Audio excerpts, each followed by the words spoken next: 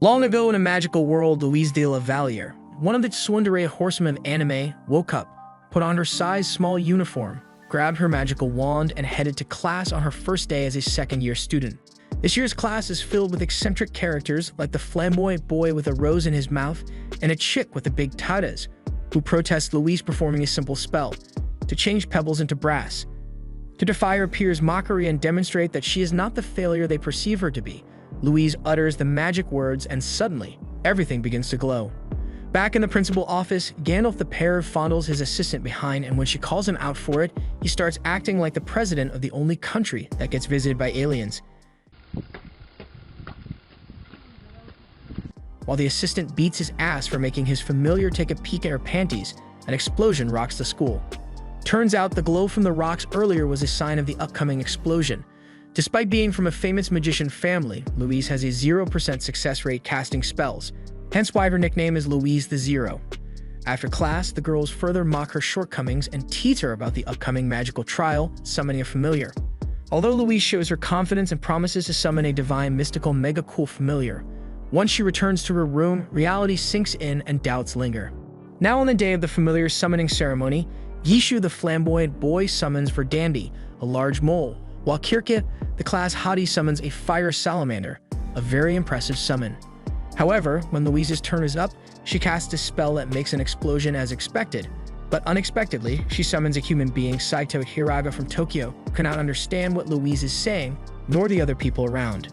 Louise is disappointed but cannot break the ritual's tradition, so she makes a contract with Saito by kissing him, and runes appear on his left hand. Now here's the thing, boys, if tradition says they must seal the contract with a kiss, this means the blonde boy has locked lips with his dirt rat. Yes, sir. Enjoy the mental image. Back to Louise and the boy she just forced herself on. She takes her uniform in front of him and orders the guy to wash them. But since they both can't communicate, all she hears is random annoying sounds. So she tries to shut Saito up by performing a silent spell which backfires and allows Saito to speak and understand Louise's language. Saito thinks he has been kidnapped by a cultist crazy girl, so he makes a run for it, while Louise gives chase and drags along the blondie, as well as the redhead hottie. The group manages to stop him with magic, making him realize he's in another world. Well, that and the presence of two moons in the sky. We get to see how he ended up in this new world. And no, it wasn't for the random actions of Truck-kun-sama, but it was thanks to Saito's intrigue when a mysterious portal appeared in front of him in broad daylight, sucking him away. Now chained in this brand new world, Saito tries to explain to his new master what he is and where he is from, but she doesn't believe a single word coming from this servant's mouth and presumes to take off her clothes piece by piece for Saito to clean. When he calls her on this freaky behavior, she wastes no time violating him.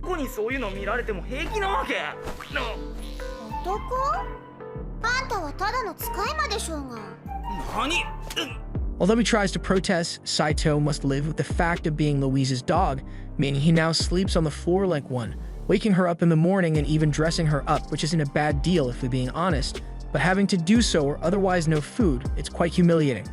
Anyways, after they got ready, the pair went to the school hall to have breakfast.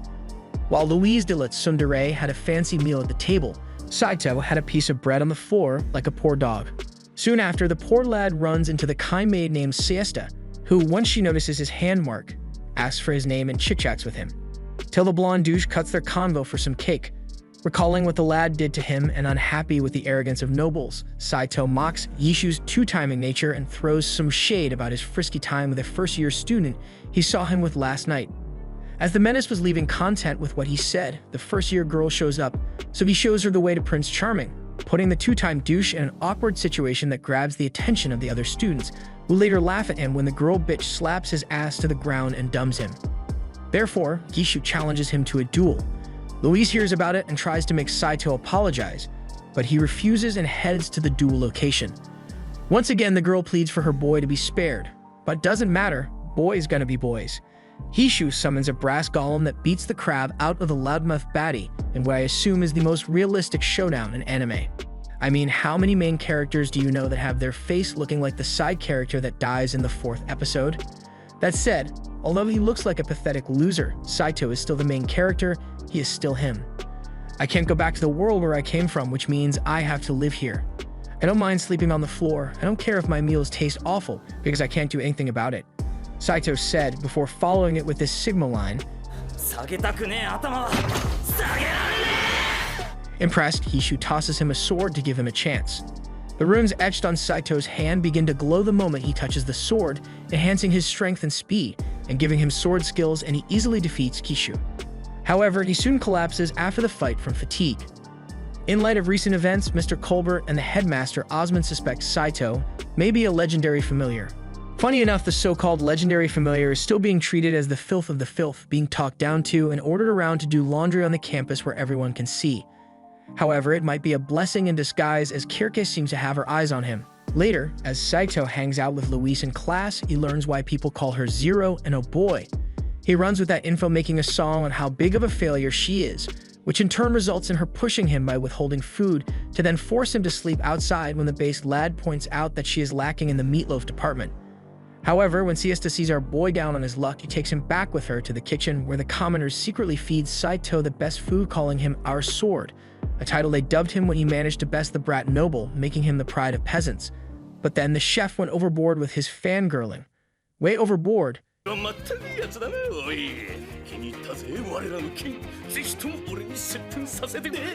Thankfully, to contrast this cursed moment, we had a wholesome one with the maid, aka Best Girl, showing interest in him and hoping to spend more time with the lad. Likewise, Kirke sent her familiar to grab Lover Boy, as she wants to get frisky with him. You see, with his recent victory over Gishu, Saito not only became popular among commoners, but also with several nobles. Funny enough, the girl is also popular among several nobles, 5 guys to be exact, and now she has chosen Saito to be the 6th lad on the roster. Luckily for him, Louise finds out and stops the BH before she transfers any STD to her servant familiar. Back in her room, little Missy gets a whip from her drawer to quote-unquote discipline this dog in heat. The main man counters with, "I see, you're jealous I didn't crawl into your bed instead." Louise counters with a kick to the balls, adding she doesn't care whom he mingles with, as long as it's not with Kirke, since besides disliking her guts, their families are considered rivals. After Saito explains how he got dragged to her room by force, Louise decides they will go the next day to shop for a sword so he can fend for himself with his secret talent. When Kirke sees Louise dragging him to town, she decides to follow them with the help of her friend's familiar. When the duo arrives in town, they immediately buy a sword, a rusty-looking one.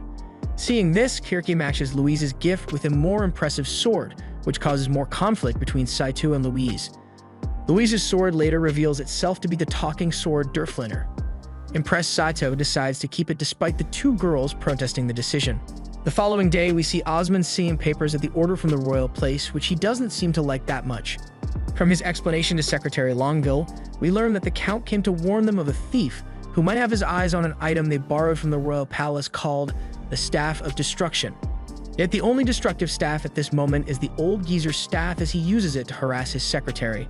Later at night, we see the maid doing his usual chores, so Siesta helps him with them and thanks him for giving her the courage to push on regardless of whatever hardship she encounters.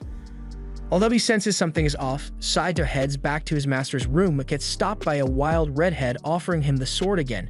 He declines it along with other gifts when she borderline calls him the lowest of the low as a compliment of what makes him special from the rest of her royal roster. However, Saito, wanting nothing to do with this freaky lady, makes her want him more. Luckily though, Louise arrives to stop this horny cat at her place and punish her dog for falling into her trap yet again. The next day, as Saito heads with Flat Chick to class, she orders him to wait outside along with the other familiars since he'd be snorting during class and looking up girl's skirt. Like before, he gets picked up by the chef to hang with him in the kitchen, where he learns that Siesta was forced into the service of Count Mott to be his mistress. Disgusted by the lack of regard that nobles have for commoners, Saito asks Blondie for directions to the Count's house so he can talk to the mustache douche and convince him to let the maid go. But things get a bit heated when the talk no jutsu tactic fails. Siesta intervenes to calm things down. Count Mott then decides to strike a deal with Lover Boy. If he manages to get the Germania family heirloom book, he will let the maid go. Coincidentally, it is Kirke's family heirloom that stimulates men's desires, a thing she clearly doesn't need. Hence, she has no problem giving it to Saito on the condition he dates her. A win-win situation if you ask me. Yet Saito refuses, tells her she's a dirty wench, and then storms out. An L move on his part if I say so. That said, he does have all the bitches around him, unlike Lil Poor Me, so I guess he knows better. Upon arriving at the palace empty-handed, Saito gets caught sneaking around by the guards.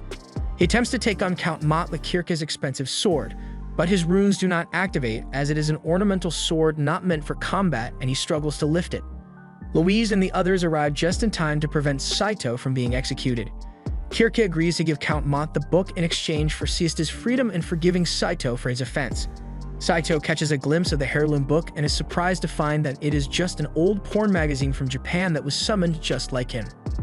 After they return to the academy, Siesta kisses Saito on the cheek in thanks for his efforts. The exhibition of new familiars is a day away and Louise is feeling rather depressed about it. Not only does Saito has nothing impressive to show, but this year the Princess of Tristane will be present, which makes the event more important. As night approaches, desperation sets in as Saito is unable to produce an act worthy of praise. Well, aside from making jokes about being exceptional at washing her panties, therefore he takes his sword to the campus to practice it. Likewise, all the other familiars are training along with their masters. The following day, when the princess arrives at school, the boys get enchanted by her beauty and the instructors take a knee to greet the princess, who is looking forward to this year's presentation. But you know who's not looking forward to it: Louise de la Flatty. As Saito was about to get his ass whipped for joking around, a visitor knocked at the door. It turns out to be Princess Henrietta herself. She gives her girl a big hug, much to everyone's disbelief. You see, she and Louise are childhood friends, yet Louise acts all familiar around her, unlike our boy who acts all nonchalant, much to Louise's dismay and the princess's glee. If this interaction taught us something, is that we now know who the fun friend was and who currently is the best girl. The next day, during the presentation, Saito performs a weak sword-swinging demonstration only to be dragged off stage by Louise while everyone laughs at them. As they walk back to their room, they witness Fouquet the sculptor attempting to break into the school's treasure vault using an earth golem. Louise tries to stop her with her magic, but her blast misses the golem and hits the tower wall, reaching the magic barrier to the vault. Meanwhile, the princess asks Tabitha, the winner of the competition, to show her some more tricks. But when all the rucks grab their attention, Tabitha and her dragon familiar, Sylphid, fly in to help but are too late to prevent Fouquet from stealing the fabled Staff of Destruction and making her escape. Soon after, the princess rushes to check on her friend before she leaves to make a report for the palace. Following these events, the group chills in class. Well, everyone aside from the flat tsundere, who is annoyed by the lovebirds. The teacher then calls the home team to head over to the principal office. The staff shows them a sketch asking if it looks like the thief, to which Louise confirms. Thus, the old geezer asks for volunteers to go catch her so they can redeem the academy, but when no one raises his magical broom, Louise steps up to the challenge as she is worried that the princess may bear the responsibility for Fouquet's theft. Kirke and Tabitha, who is already a night volunteer as well. Longueville decides to escort the group to where Fouquet was last sighted. During the ride, we learn that the thief was of a noble standing, which surprised Kirke. Longueville explains that one can be stripped of any royal title, just like how it happened to her, demoting and becoming the secretary of the old Periv. The group soon arrives at their destination, while Louise stays outside to secure the area, and the chick with glasses scouts nearby. The rest enter an empty house where Tabitha discovers the hidden Staff of Destruction. Fouquet's golem appears outside. Louise tries to fight the golem with some spells but fails. As she is about to be crushed, Saito rushes in to save her. Her confidence is broken once the homeboy introduces her to the back of his hand for being too stubborn and reckless. Seeing her cry, Saito gets moved and attacks the golem himself as the nerd girl's dragon takes the girl to safety. He uses Kirke's sword, but it breaks on contact with the golem. Derflinir, the Chad sword, calls on Saito to use him. Saito draws the good old rusty stick, and the runes on his hands glow again. Now he's able to slash the golem's legs, but they reform themselves. Watching from above, Louise jumps off and tries to help using the Staff of Destruction, which Saito recognizes as an M72 rocket launcher, and with his rune-enabled abilities, he fires it at the golem and destroys it. Yup, turns out that even in a fantasy setting, magic means jack shit once a bazooka enters the chat. Anyways, after blasting the golem into smithereens, Longueville emerges from the shadows to claim the staff and reveal herself to have been Fouquet all along. She engineered the scenario to discover how to use the staff. She tries to kill the students with the staff, but nothing happens since rocket launchers are single-use weapons. As such, Saito knocks the bitch out. Later, Osmond congratulates the kids on their success and tells them they are invited to a fancy feast as a reward for everyone but Saito, since he is not a noble. While Louis seemed bothered, the main man didn't give it any attention, as he had some questions on his mind to share with the old geezer once the girls left. Osmond reveals that 30 years previously he was fighting a monster when a man from another world, an American soldier from the Vietnam War, used one of two staffs to save his life. After the man died, Osmond buried the man and kept the remaining staff. Although the story answered where the bazooka came from, it didn't answer the question of how it ended up there or give a hint to Saito for a way to get back home. The school leader holds a ball to celebrate, where Louise asks Saito to dance with her and thanks him for saving her. From this interaction, we can see our dog is starting to grow on her, especially after what he did to save her life and prove he is not a crazy commoner, but a simple dude from a different world. Moving on, Henrietta congratulates Louise for capturing Fouquet. She offers her hand to Saito. A misunderstanding happens, and the mad lad ends up locking lips, resulting in the princess fainting from this intense moment. After that, Tsundere changes the facial structure of her servant, Familiar. She apologizes, offering to do anything. Henrietta takes her on that offer, and she assigns her to go undercover to determine if nobles are taking advantage of the commoners. Therefore, they head off to pose as commoners and find an inn to stay at, a pretty straightforward mission. However, Louise naively gambles all their money away in hopes of increasing their funds so they can stay the night in a fancier place. Refusing to ask Henrietta for more money, Saito and Louise find work at a tavern called Charming Fairy Inn run by Scarin and his daughter, Jessica. Louise works as a waitress and Saito works as a dishwasher, where he is in close contact with Jessica, much to Louise's displeasure. And who can blame her? I mean, look at this girl's design, it's rounded in more places than one. Scarin holds a contest for the waitresses. Whoever gets the most tips gets a large reward plus the chance to wear a special maid outfit, which obviously comes from Japan. When the shift starts, it's clear Louise is unable to earn any tips because of her proud, stuck-up nature as well as her temper when a guy points out she lacks in the tatas department. This continued to happen the next day with customer after customer, so the big boss stood her aside to watch. During that moment, she saw her boy being awfully close to the new chick, so she got angry and threw a wine bottle at him, knocking the lad unconscious. Upon waking up, he finds the best girl by his side. She fills him in on what happened and tells him that she knows the duo was on some sort of a mission due to Louise's behavior.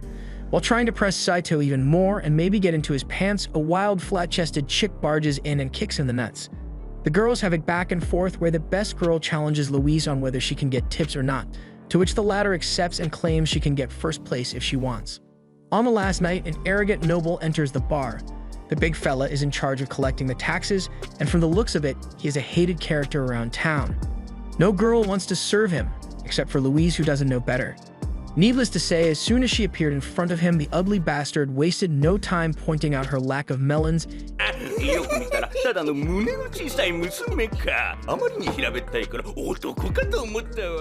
Yeah, she can take that disrespect, and sent his ass to the grass. Seeing this, Saito rushed to her side shouting, "The only one here is allowed to touch Louise is me," which low-key made Girly feel all sorts of stuff. But since he had forgotten his sword in the attic, his cool streak was cut short. Hence, Louise took on the stage with an explosive spell after being called a washboard. She whipped out the investigation permit from the royal palace, prompting the fat bastard and his guards to take a knee. She threatens the guy and tells him to keep what happened in the tavern at the tavern. The noble agrees and runs off, but leaves a large bribe for Louise. The quote-unquote tip enables Louise to win the contest. Even though she and Saito now have to leave, Louise wears the special maid outfit just for him. Elsewhere, a shady figure breaks the Longville out. Following these events, the pair ride back to the academy. It's summer vacation, and many students are traveling back to their families. They run into Kirke, who has packed her stuff and is ready to head out along with Tabitha. During the ride to Tabitha's house, we see Kirke being a nice, wholesome character trying to connect with her friend, who doesn't seem too enthusiastic to go back home. So the hottie shares some info about her rough relationship with her parents to make the Kibi chill a bit. Meanwhile, Louise and Saito are alone for once, and instead of acting like an actual girl in love, she decides to give her boy clothes to wash. In other words, it's business as usual, especially when it comes to the blonde couple who are still trying to make their toxic relationship work. Back with the girls, Kirke learns that Tabitha's real name is Charlotte, Princess of Gallia, and that she has a tragic past in which her mother drank a potion that drove her insane. Her reason for returning home is revealed to be a mission from her uncle, the King of Gallia. At the academy, after Saito has found a large cooking pot, he changed it into a hot tub later at night, similar to those in Japan. While Saito relaxes in the tub, Siesta passes by and trips, making her fit dirty, so our boy jokes saying she is free to join, to which she gladly accepts, much to his embarrassment and disbelief, which was hard to watch, not gonna lie. That being said, seeing them chit-chat and casually sit enjoying the bath under the moonlight, man. If we are being honest, I started questioning the direction my life going. Where's my fair lady by the jacuzzi? I guess if God is not going to bless me, and since I'm lazy as fuck to put actual work to improve, the next best thing is to pull a Montmorency move and make a love potion. Speaking about the blonde couple, Louise passed by them as the girl was about to slip the love potion, stopping her. She makes her way to check on what her boy is doing and sees the mad lad enjoying a bath with the second best girl, or arguably the best one. Thereafter, she becomes so frustrated that she interrupts Gishu and Montmorency and accidentally consumes the drink with the love potion in it.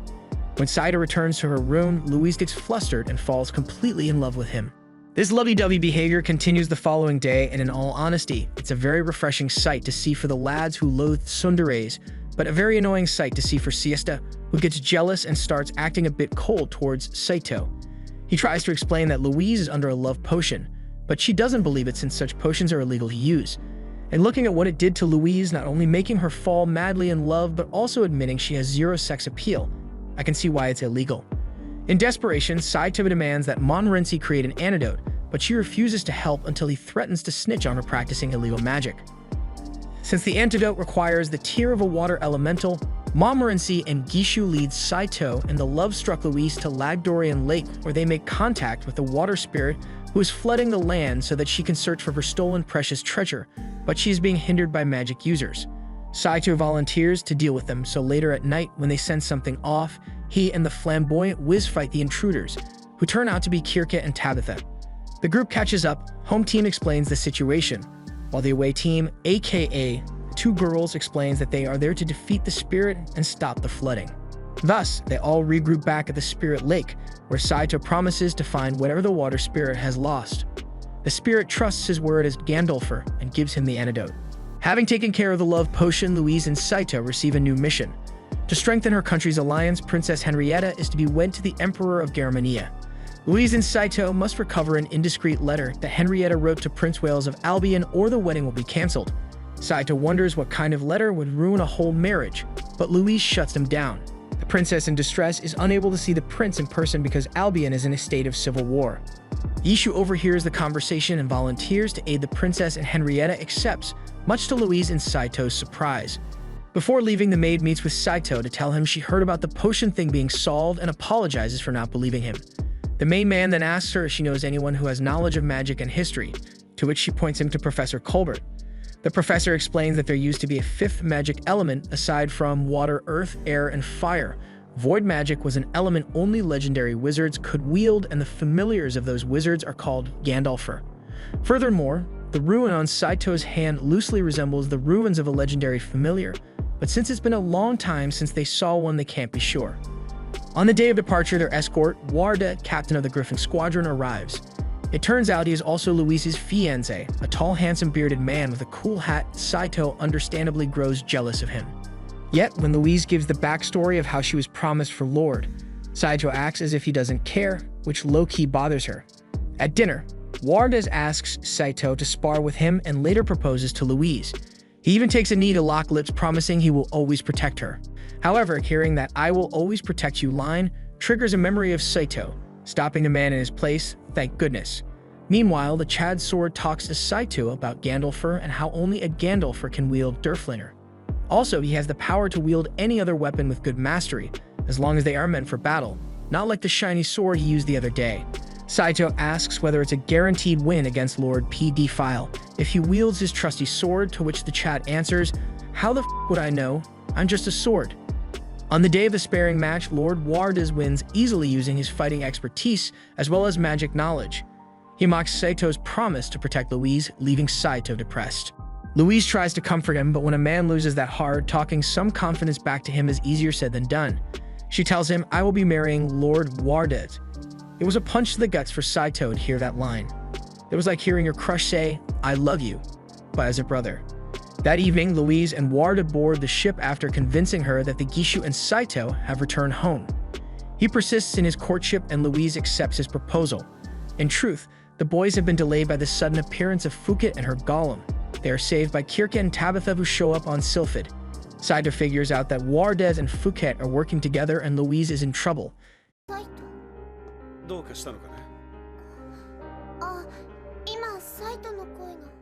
Miles above land and kilometers away from the mad lad, and yet the old man keeps getting fucked pretty badly.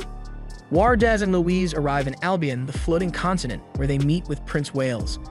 Louise delivers the letter, then Wales gives a reply letter to her that she is meant to retrieve, and learns of the power behind the uprising of nobles in Albion, the Reconquista. Their mission supposedly completed, Wardes insists that they get married in Albion. He reveals himself as a member of the Reconquista and is a threat to Wales. Louise tries to refuse, but one of Warda's allies, Cromwell, arrives with the water spirit's stolen ring and forces her to consent using mind control. The marriage proceeds with Wales officiating and is nearly complete when Saito bursts into the church and snaps Louise out of her trance. As turns out, he was able to track his beloved down thanks to the dirt rat sniffing her ring all the way to the church. The marriage ceremony is ruined and Wardas kills Wales, steals the letter from Louise, and tries to kill Saito. However, Warda's treatment of Louise angers Saito, and he can unlock his abilities as Gandalfer and fully utilized Durflaner. He defeats Warda magic, but Wardas brings the church down on Louise and Saito. The two of them are rescued by Tabitha and the others, and Sylphid flies everyone home. Saito, holding Louise in his arms, kisses her. Yes, sir, a harem MC that intentionally and unapologetically locks lips with his harem. They exist, and we like them. Louise informs Henrietta of Wales' death, and the princess' wedding is cancelled. Louise also warns Osmond about the Reconquista.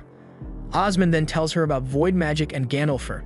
After that, she heads to her room to change, and we can see the kiss has changed how she interacts with our boy, being all shy and girly after all the time she used to casually strip butt naked in front of him.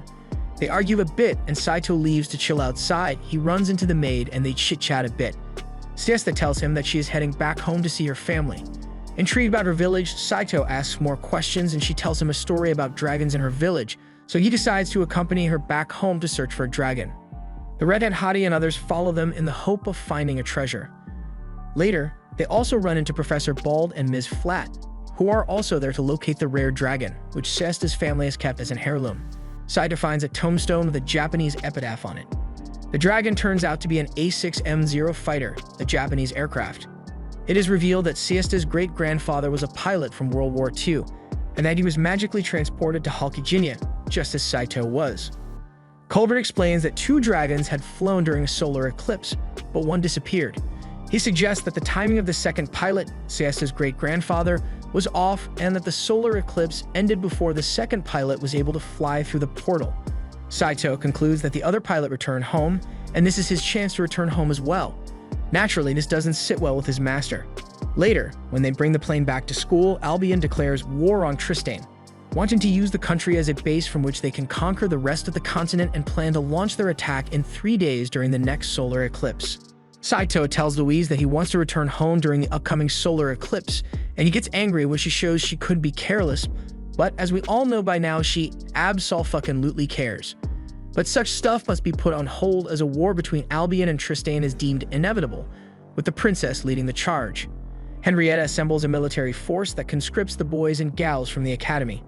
Soon after the academy meeting, Louise walks in on the sleeping Saito, whereupon she says goodbye. The next morning, Saito wakes to find a letter in which Louise has written, "You're fired. Just go wherever you want." Louise decides to join the princess in the war. Saito gets in his Zero fighter, while Henrietta advances with the Tristane military to intercept the invading Albian force at the village of Talbez. Instead of flying straight into the eclipse, Saito attacks Albian's dragon squadrons, who are unable to keep up with the plane's speed. Saito runs out of bullets and is attacked by Wardes on a wind dragon. Louise pulls some fast and furious type shit and jumps from Sylphid to Saito's plane. Tabitha, Kirkat, and Gishu together break down Fuket's golem, and Fuket flees for good. At the thought of Saito being harmed, Louise finally makes a connection with Saito and unlocks her void magic for the first time, casting a powerful spell known as Explosion, which destroys the entirety of Albian's aerial force, including Wardes. I'm just gonna go ahead and say it, they defeated the bad guys by the power of love. After the battle with the solar eclipse pass and the Zero fighter nearly destroyed, Saito and Louise sit by the plane's wreckage, where they have an argument once again and end up kissing. Which raises the question, why would a man leave when he has bitches in every corner he looks? Elsewhere, Cromwell tries to hypnotize Kirka and Tabitha with the Ring of Andavari, but Kishu knocks him unconscious. Later during the credits roll, we see the 4 aristocrats are awarded medals by Henrietta, and Tabitha is given the Water Spirit's ring to fulfill the promise to return it. Louise is so excited about her medal that she rushes to show it to Saito only to find him chatting with Siesta. In a typical fashion, Louise overreacts and punishes Saito. A little theory of mine, I think by the end of the last season, whenever she tries to quote-unquote punish him, he would be like, "Joke's on you, I'm into that shit."